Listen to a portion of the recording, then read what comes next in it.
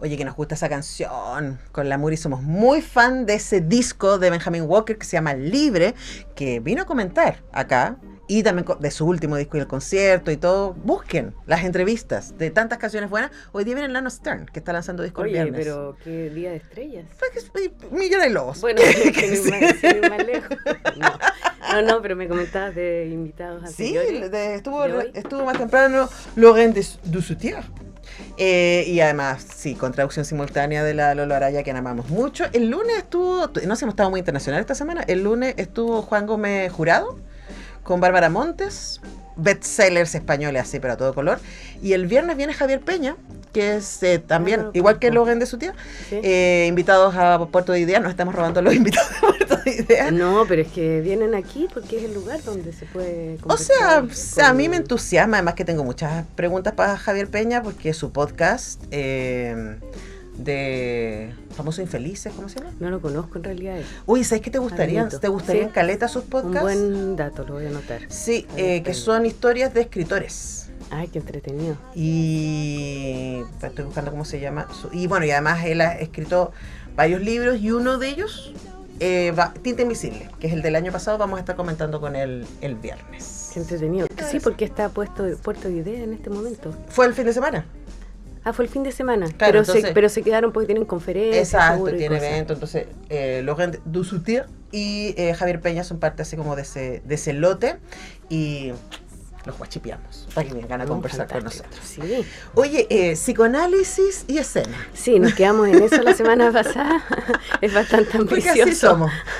Pero podemos hacer algunos acercamientos, algunos bailes. Oye, sí. Si ustedes nos siguen a mili.lobos, García en redes sociales, le mandamos un saludo a la mamá de la Mili, que siempre escucha este programa. Sí. Mili.lobos.garcía, la Mili siempre sube así como pedacitos de las entrevistas y fotos, y por supuesto además lo pueden escuchar en YouTube, nuestro devaneo escénico. Sí, un devaneo escénico, efectivamente. Sí, subo unos pedacitos que yo creo que de repente a mí me ha pasado con algunos alumnos, alumnas, que me han comentado que es bastante útil, porque como es una cosa general, porque es un espacio también que de alguna manera tiene un rol un poquito de democratización, porque los bajamos y nos reímos y qué sé yo, pero hay nociones que son que ayudan como a referenciar en un mapa un poquito de aquello con lo que uno trata cuando gesta una obra en realidad, ¿no? Cuando la pone en marcha, que en realidad siempre son un poco paseillos. Sí, bueno, es necesario. Es parte de la belleza, como de crear desde la incertidumbre. Sí, o sea, es que siempre, claro, uno cree desde la incertidumbre. De eso hablábamos de su tía más temprano, con que la idea de seguridad es una fantasía. Sí. Pero el problema es que pisamos el palito. Pero bueno, entonces yo te propuse un tema y yo sé que tú estudias un montón, Mili. Así que, ¿hacia dónde te fuiste? Cuéntanos. Mira, como el tiempo pasa muy rápido y que nuestras conversaciones, además, ellas mismas contienen bifurcaciones, me centré, más bien dije, bueno, pero a ver, psicoanálisis y escena, o sea, y teatro, por una parte que es muy amplio, por otra que tampoco una es una especialista en el sentido académico, ¿no? Como de haber pasado 20 años haciendo doctorados y cosas en el asunto. Entonces también hay que tener cuidado ahí de no teorizar sin tener las fuentes necesarias. Pero sí es un tema que a mí me interesa y que uno se ha paseado por ahí y ha leído cosas y qué sé yo. Y propuse cambiar, claro, más que psicoanálisis y teatro, más bien psicoanálisis y escena, en el sentido que la escena, el concepto mismo, la noción de escena, es primordial, diría yo, en el desarrollo del psicoanálisis como lo conocemos. O sea, Freud no para de hablar de escena. Sí. En la escena inconsciente, la escena del sueño. Y la misma escena de la terapia. La escena que de la terapia. En el caso del psicoanálisis es súper específica y súper performativa. Absolutamente. De hecho, la semana pasada creo que alcanzamos a hacer referencia a eso, que uno puede imaginar una analogía entre el dispositivo escénico de la escena teatral y el dispositivo psicoanalítico, ¿no? Que creo que estoy parafraseando un poco algunos de los seminarios de Lacan sobre teatro por lo demás, en que, claro, se menciona esta idea de que ambas son también lugares en los que uno entra y sale, puede entrar y salir. Entonces tiene esa dimensión, la escena de la psicoterapia o del análisis, del psicoanálisis, con la escena teatral, en el sentido que son espacios, dispositivos previstos para que ahí ocurra algo que no ocurre en el resto de nuestras vidas, ¿no? Que son espacios particulares, protegidos de alguna manera, donde se puede volver a jugar trauma, fantasía, en fin. Y también hay otra cosa importante a propósito de esa analogía directa entre la escena de el psicoanálisis, cuando se está en análisis o en terapia, y la escena teatral, que es la generación de deseo. En el sentido, bueno, para que no, ahí ese no queda para otro capítulo. No, de hecho, más. vamos a hablar de ópera y deseo prontamente con el Ay, Gonzalo Cuadra. Lo dejamos fantástico, instalado. qué fantástico. Ay, a Ahí ese yo vengo de espectadora. Bueno, a propósito de espectador, justamente de espectadora, que en la escena se trata de generar deseo. De manera muy sutil, no se trata de ningún galuchismo. Por lo demás, podemos hacer una parte a propósito de eso, de cómo ese galuchismo de actores, de actrices, puede desarmar completamente una escena. Claro. Pero bueno, pero sí hay una generación de deseo, en el sentido de que hay algo que seguir, ¿no? Hay algo que no termina de completarse, que nos hace seguir mirando, que nos hace seguir con la atención puesta ahí, con la curiosidad despierta. Y en el caso de una escena analítica, la relación entre analizante y analista tiene también que ver con que el analista se vuelve un objeto de deseo también, que permite el desarrollo de un lenguaje. Pura proyección. Es pura proyección. Ahora, ahí hay otro elemento que también está en escena, ¿no? Que tiene que ver con la proyección. Porque te lanzo dos cosas. Yo lo estudié, así que es como que solo te lanzo ideas que se me vienen a la cabeza. Uno tiene que ver con que escenas en donde uno espera que pase algo, pero el detonante, en muchos casos, en el teatro no siempre, pero en muchos casos es el lenguaje. En el psicoanálisis siempre es el lenguaje. Sí. Pero no solamente, como diría mi papá, no solamente lo que uno dice, sino cómo lo dice. Que tanto en el teatro como en el psicoanálisis son fundamentales. Entonces, en donde la potencia de la palabra también está en el modo. Sí. Ahí hay un elemento que me parece interesante. Y el otro elemento que me parece interesante respecto así como las perspectivas posibles entre el psicoanálisis y el teatro tiene que ver con la proyección. Uno en el teatro se entusiasma porque se reconoce. Porque me espejea, pues lo que hablábamos la semana pasada sobre la catarsis, ¿no? O sea, yo lloro y me entusiasmo porque hay algo ahí que me está hablando de mí. Sí. Y como hablábamos de la relación proyectiva que puede tener uno con el psicoanalista, yo nunca me he hecho psicoanálisis porque ya soy demasiado cabezona, entonces como más encima no, me muero. Pero creo que ahí también hay otro elemento que es interesante para entrar, la idea de proyección. Sí, me los anoté para no perderme, pero antes quería volver a volver a algo que había pensado previamente, pero también volver como una cuestión súper original, en el sentido de estar al origen, si es que origen hay de algo, pero a propósito del lenguaje, ¿no? Que es escena, la palabra escena misma. Yo creo que con esto nos da para desarrollar media hora, que es que en sus dos etimologías, yo siempre cuando le doy vuelta a algo como que voy a las etimologías, porque hay mucho ahí, inconsciente por lo demás, que tenemos como en una memoria inconsciente. Y es que la escena, en su etimología griega, nosotros heredamos, además de todo lo que el colonialismo dejó como en los márgenes, heredamos principalmente en términos cognitivos del mundo grecolatino, ¿no? La cultura occidental.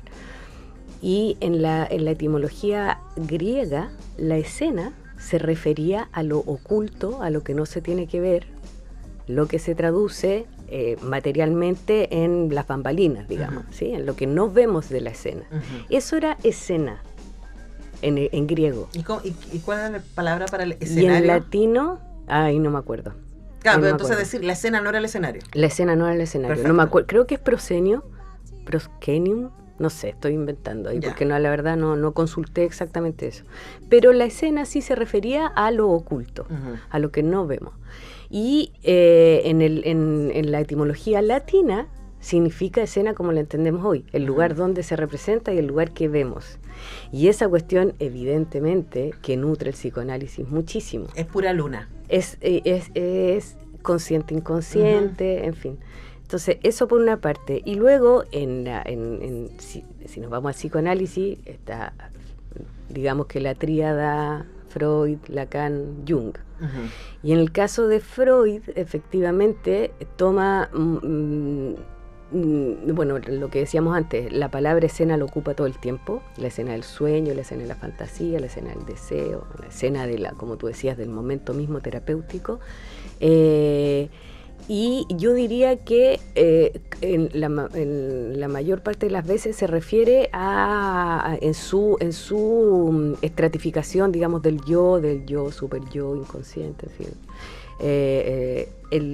Se refiere más bien al inconsciente. Ujú. En el caso de Lacan, es interesante porque su tríada, pues siempre hay tres cosas, nunca hay dos, siempre hay tres. Entonces, en su tríada es muy bonito porque ya ahora voy a lo que tú decías a propósito de la proyección y los cómo. Ujú. Él distingue, digamos, tres estratos que estarían en ese paralelo psicoanálisis, teatro, que son el imaginario, el inconsciente y el simbólico, el espacio simbólico. Uh-huh. Y es muy bonito, a mí efectivamente yo logro identificar ahí lo que me pasa a mí como actriz o como directora cuando dirijo, que es que lo simbólico correspondería al texto. Uh-huh. El espacio del texto es lo que permite como los alcances simbólicos.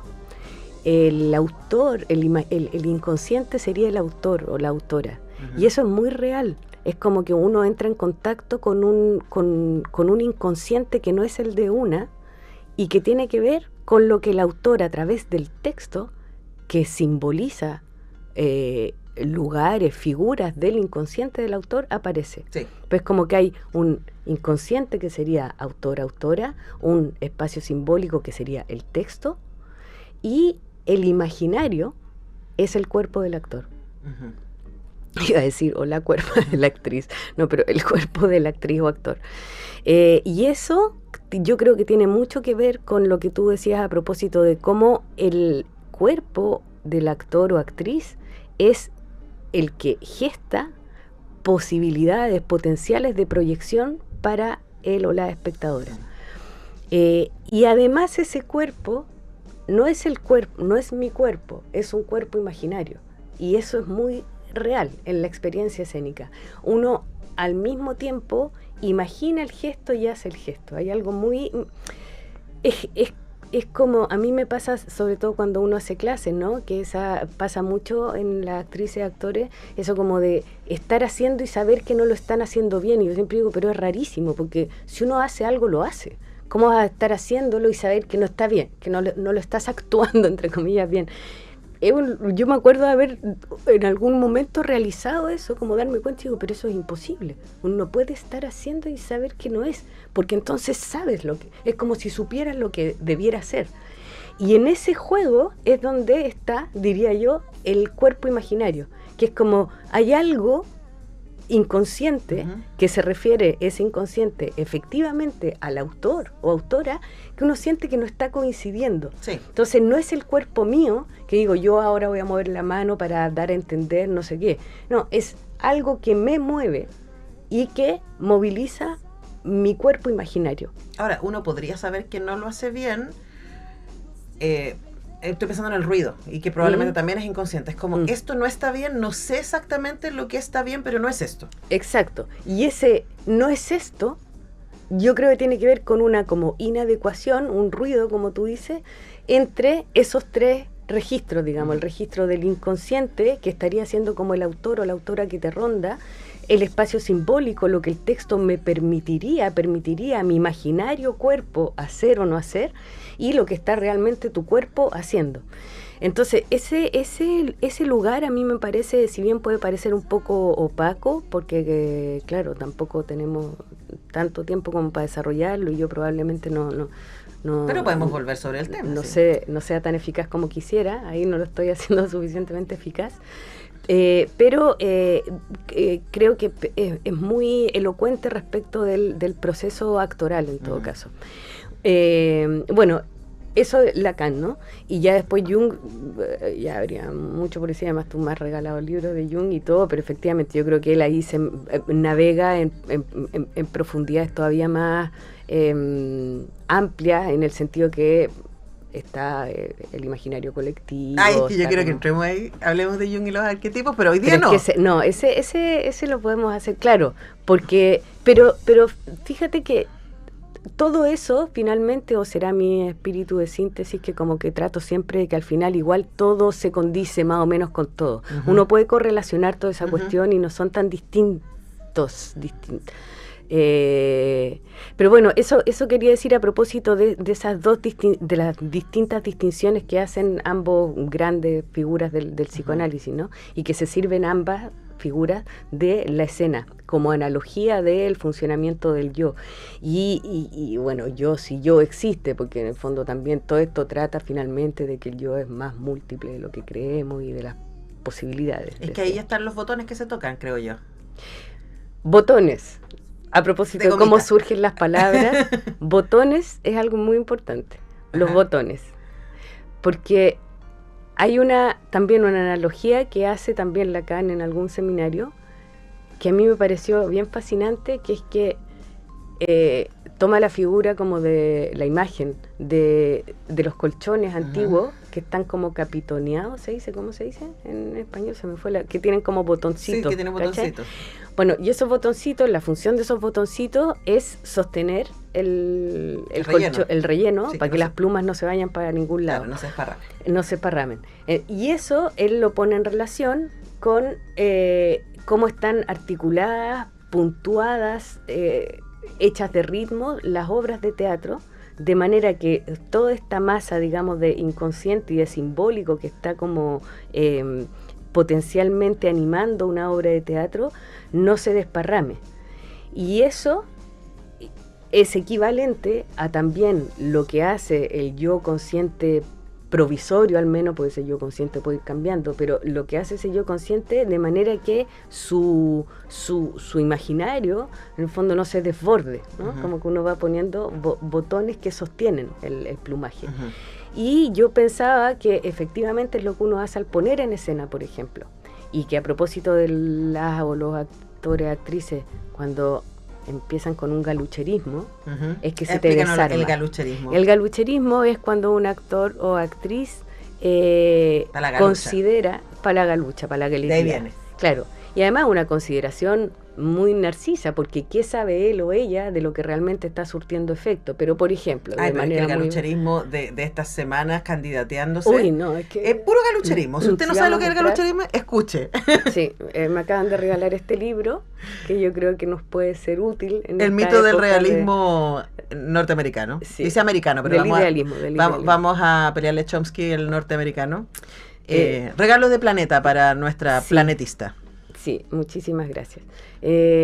No, efectivamente el galucherismo, o sea, perdonen aquí, pero efectivamente si nos hacemos el salto a lo que ocurrió este lunes en la noche... pero también hay performance. No, pero es que eso es... Y ayer, en los cierres de campaña. Yo eso no miré. Yo miré un poco del debate de ese lunes, pero de verdad no hubo un momento que me dio como ataque de risa. Y la gata que me hace el honor de vivir conmigo... me miraba como, ¿qué está ocurriendo? Porque es un nivel de absurdo. Y río para no llorar. Oye, se nos va el tiempo, me imagino. Arquetipo, vamos así nos vamos paseando. Sí, así nos vamos. Y por ahí va a aparecer alguna hora que está en cartelera, pero es que están tan entretenidos estos temas. Sí, ¿cómo no? Muy entretenidos. Sí, pasemos, así total podemos. ¿Podemos? ¿Por qué podemos? Pues aquí... Es que ese es el asunto. Hay momentos de lucidez en que uno dice, pero sí se puede. ¿Por qué no? ¿Por qué tengo que estar pegada a la agenda? Sí. Para eso entrevistamos a los actores y actrices. Así que... Eso, es verdad. Y contigo conversamos de filosofía de la escena. Vamos a ponerle esta sección. Yo creo que esa sería adecuado. Querida mía, muchas gracias por venir nuevamente. Gracias, Nos encontramos en una semana. Sí. Y gracias al Agustín Meyer, que estuvo hoy día asistiendo, producción de piso, a nuestra fabulosa Muriel Riveros, a Mariano, que estuvo sacándonos al aire, y hoy día es miércoles. Recuerden que tenemos a lo menos un café, programa de publicidad, a lo menos un café, y en la tarde, Efecto Cineteca, que viene con un invitado ¿Quién viene, bebé? Carlitos Caselli. No, A efecto Cineteca. no te puedo creer. Créelo. Pero qué fantástico. Esta radio, pues tú sabes No, lo pero es que que es esta radio, tenemos que hacer algo, esta radio debería ser, pero es un... Iremos un encontrando centro de a nuestros auditores. Y Sí. no se vayan porque en un ratito llega Nano Stern a tantas canciones buenas. Figúrate. Así. Así Yo vuelvo nomás. mañana a las 10. Que esté muy bien. Chao.